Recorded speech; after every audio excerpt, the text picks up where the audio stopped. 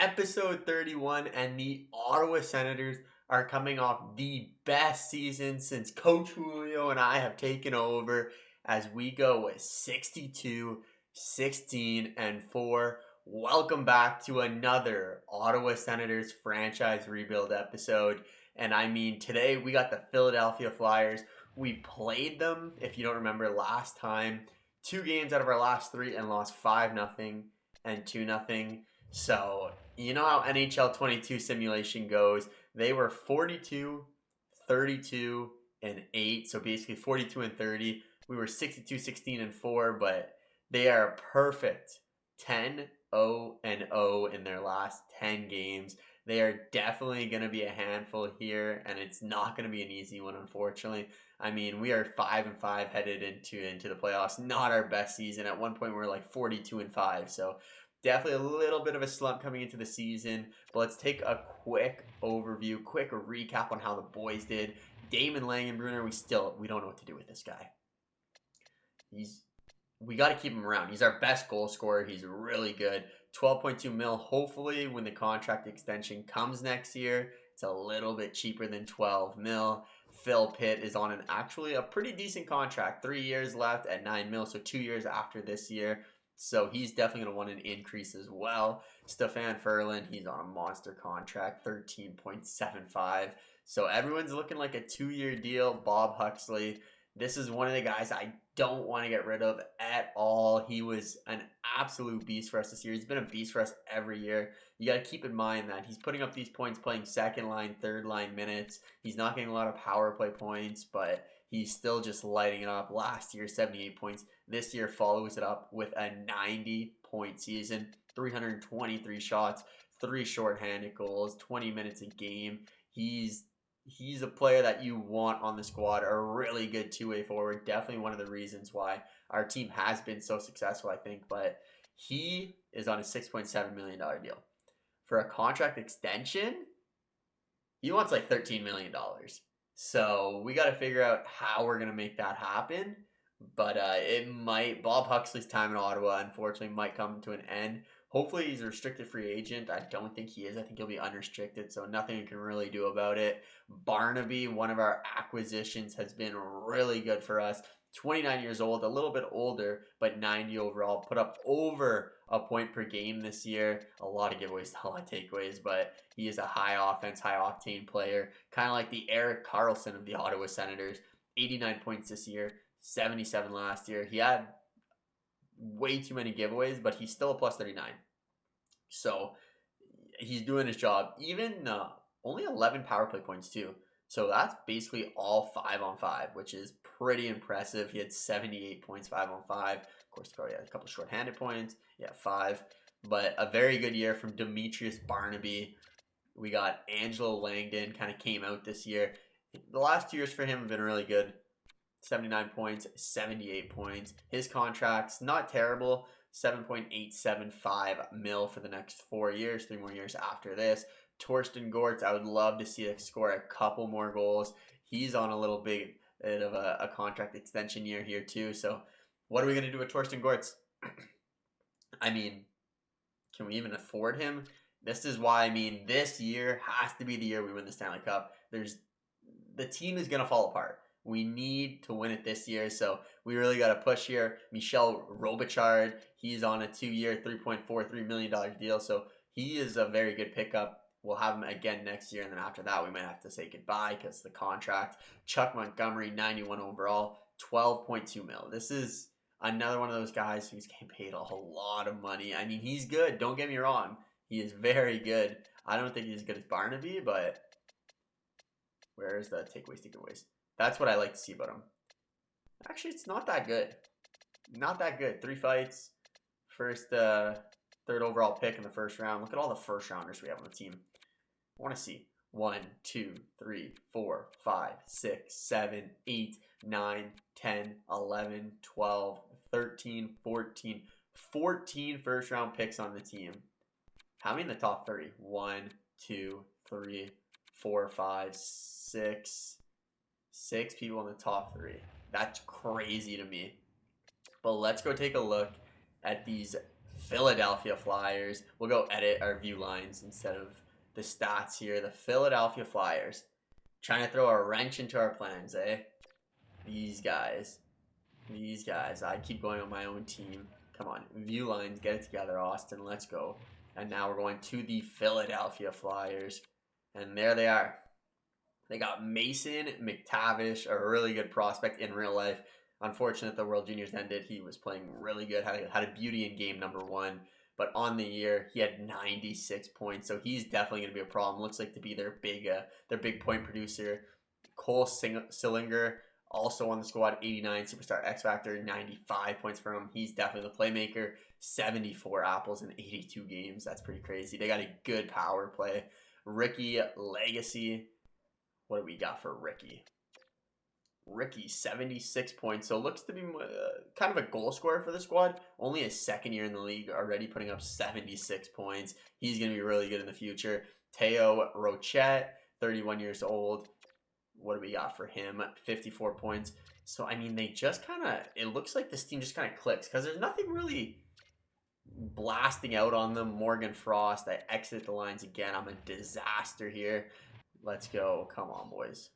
On my own team. Boys, I'm losing it. I'm losing it. View lines. I'm jumpy. I'm scared here. I'm scared in this these Philadelphia Flyers. They got me shaking in my boots here. But let's get back to the Philadelphia Flyers here. So yeah, second line, Morgan Frost, and then Alexi Hipponemi, and then Stefan Gagne, Stanley Gibson, Bruce O'Brien, and then fourth line, Wade Hansen, Rasmus Asplund, and then Joachim Blishfield? God, they got some tough names now. I want to see all these guys select this bottom pairing. Power forward, two-way forward, two-way forward. So they're going to be hard to score on. Third line, playmaker, sniper. So that's probably a line that's trying to get goals. We're strictly power forwards, grinders, and two-way forwards on those third and fourth lines. Rochette, playmaker. So this second line shouldn't be that good. There are 3 playmakers. We saw what happened when you put multiple playmakers on one line. It doesn't work. McTavish, power forward, playmaker, power forward. So, I mean, I don't want to say they got a bad team, but it's not impressive. I don't know how they're 10-0-0 in their last 10 games, but let's check out the defensive core. And, I mean, again, not impressive. When you got a 69 overall playing defense for you, how are you shutting me down? They got Cam York on that top pairing. What is he? 50 points, so a pretty good point getting a defenseman there. What is his role? Two-way defender, and then their best player, Mortiz Cedar, having a great year in real life for the Detroit Red Wings. He is a two-way defender, and he's coming off a 39-point season. They got Zach Jones, Brett Pesce, Travis Sinham, and then Jackson Asleys. Who is their tendy? Who's going to be the reason why we can't score? We've played 2 games in them, and Carter Hart. We cannot score on Carter Hart or Jesper Wallsteed. And of course, every playoff series we have, we play a former Ottawa Senator. And I'm pretty sure Wallsteed is a former Ottawa Senator. There it is. Yeah, he played for us 1 year, 21. Actually, played 3 years for us. He wasn't good for us. 6-10, 6-9, 5-11. I mean, he was very bad for us realistically, but he's found a home on the Philadelphia Flyers. I don't imagine he'll be playing too much, as Carter Hart looks like he has gotten the bulk of the load for this squad. 59 games, 66 games. He's been pretty effective. Not the craziest numbers for Carter Hart. Did he get any points this year? So he's got an assist. You know, he makes the passes out. 34-year-old Carter Hart.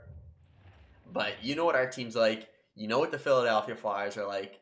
We are, on paper, we should smash this team. It should be a 4-0 sweep, but that's not how it always goes. Game 1, Ottawa Senators, Philadelphia, round 1 of the Stanley Cup playoffs. We are on home ice. Let's make a statement. Let's just start by scoring a goal. We haven't scored a goal against these guys in 2 games. Can we do it here? And there it is. We break the ice as Michel Robichard gets on the board, scoring from the slot on Carter Hart. Second period, Phil Pitt gets a goal, and we are up 2-1. Make that, or 2-0, 3-0, 4-0. Okay. So I guess we were just saving for the playoffs. Up 4-0, 10 minutes left in the game. Morgan Frost ruins the shutout for Pierre Bloom. Hypenen gets one too. 4-2 now. Come on, boys. Not like this. Hold on. Steady on. Just close out this game. Nice and easy. And game one's in the books as we take it 4-2, taking a 1-0 series lead over the Philadelphia Flyers. 3 stars. We got Damon Langenbrunner 2 points, and Pierre Blouin was good. Just a little bit of shakiness in that third period, but that's okay. And Stefan Ferland 2 assists, 1 hit. So up 1-0 the series. Let's get right into game number 2. Makes me feel good that we won that first game though, and then we scored some goals because you never know how this simulation goes. Sometimes it just wants to screw you over, but we're on home ice again for game number 2. First period, let's add 2 more goals to the collection here as Stefan Ferland scores a shorty on Carter Hart, and Michel Robichard gets his second of the series, second in as many games as we take a 2-0 lead over the Flyers. Second period, they bounce back. Their first line gets going as Legacy and Mason McTavish score, but Damon Langenbrunner, our pure goal scorer, scores another goal to give us a 3-2 lead heading into the third period, and Phil Pitt scores his second goal of the series. Torsten Gort scores his second goal of the series. The offense is revving now. I love to see it.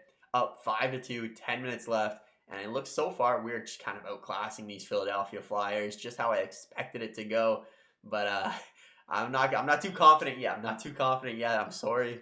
Not too confident yet. Up 2-0 here. Forgot to check the 3 stars there, but I imagine Stefan Ferland was up there. Another 2-point game for him.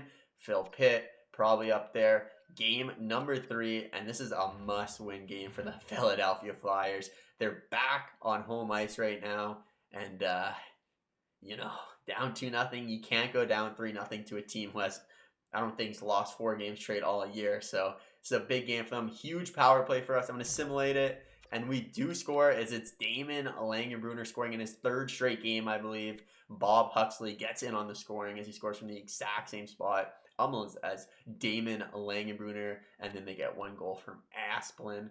And, we're out shooting them 16-6, a 2-1 lead. But we need a couple more goals here. Second period, they tie it up. So we got a game here.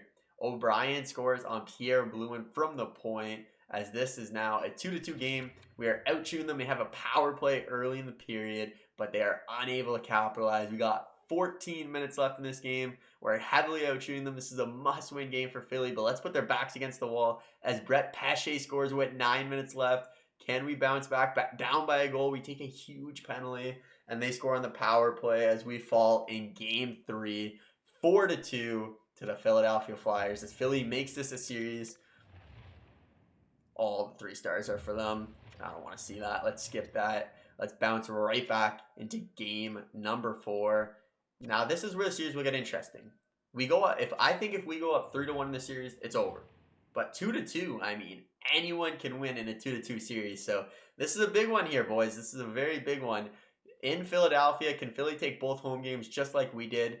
First period, and it's a hectic period as they get one from Legacy and Zach Jones. We get one from Damon Langenbrunner and then Chuck Montgomery. They're finally out shooting us, so let's go, Pierre Blouin. We need a big game from you. Second period, the scoring is just going back and forth here as it looks like 2 goals scored on the goal line from Torsten Gortz and Cole Sillinger. And third period, come on, boys. Let's take a 3-1 stranglehold series on this, and then we'll go to game 5. We'll end it on home ice. Bada boom, bada bing. First round's done. 3 more rounds after that. And Bob Huxley, the $1 million man, there he is, scores. And there's 5 minutes left. Come on, boys. Hold on here. Hold on. 2 minutes. And there it is. We take a 3-1 series lead over the Philadelphia Flyers. That was a tight game. That was the tightest one so far. The Legacy first line. Our first star, Sillinger, second star, and then Bob Huxley. Give Bob Huxley first star. Come on. You got the GWG. All right, boys. Back on home ice.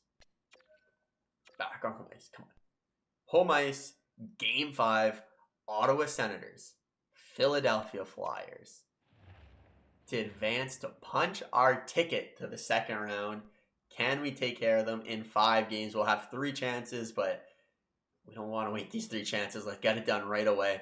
First period, and it's a 0-0 game. Getting outshot 14-11, but Pierre Blouin's been pretty good for us. Second period, and the squads exchange goals as we get one from Zarkov. They get one from Asplin. Shorthanded. Never like to see that. But another tight game here between the Ottawa Senators and the Philadelphia Flyers. Philadelphia gets on the board first in the third period as they take a 2-1 lead. Huge power play. Thankfully, our team was able to kill that penalty. But we got 8 minutes left, and we got to bury one home here. Come on. Philly's backs are against the wall. They got to win 3 straight here, but can we do it? Oh, there we go. Chuck Montgomery scores with 1:57 left to crush the dreams of Philly, and this one's going to overtime. Can we end it right here in overtime? Go on to the second round, eliminate the Philadelphia Flyers. I'm saying we can, and I'm saying the game winner will come from, come on, who do I think it's going to come from? I'm going with Barnaby. I'm taking a chance on Barnaby. Come on, Barnaby. Come on, Barnaby. I was going to say Langenbrunner, but I'm going to go with Barnaby. And it's Huxley. Bob Huxley. Let's go. He really wants that contract extension. He's like, listen, coach, you're paying me 6.7 mil. I want like 13 mil. So I'm going to score you some big playoff goals. But that is the series. The Ottawa Senators versus the Philadelphia Flyers. Pierre Blouin has a huge game 5. Barnaby probably got the assist. Huxley scores the goal. I got to see box all events. Overtime. All right, overtime here. So he didn't get the assist. Bob Huxley from Robichard and Angelo Langdon. And there it is. The Ottawa Senators have eliminated the Philadelphia Flyers in 5 games. The last couple of games were close. The first 2 were absolute slaughters, but the last couple of games were close. It was a good series. And who do we have in round number 2? It is the Toronto Maple Leafs, our arch rivals, the 60-win Toronto Maple Leafs versus the 62-win Ottawa Senators. We know what these guys are all about. We've played them several times. Played them last year in the playoffs. I believe we lost in the 7th game. So it's a little bit of redemption coming their way. I can promise you that. Let's take a look at the player stats. Ferland leads the way, +6, 7 points, 1 goal, 6 assists. Langdon has a really good series, 7 assists. Langenbrunner, 6 points, +5. Bob Huxley, 5 points. Phil Pitt, 5 points. Barnaby, 5 points. Torsten Gortz, 4 points. Robichard, 4 points. Everyone was just helping out here.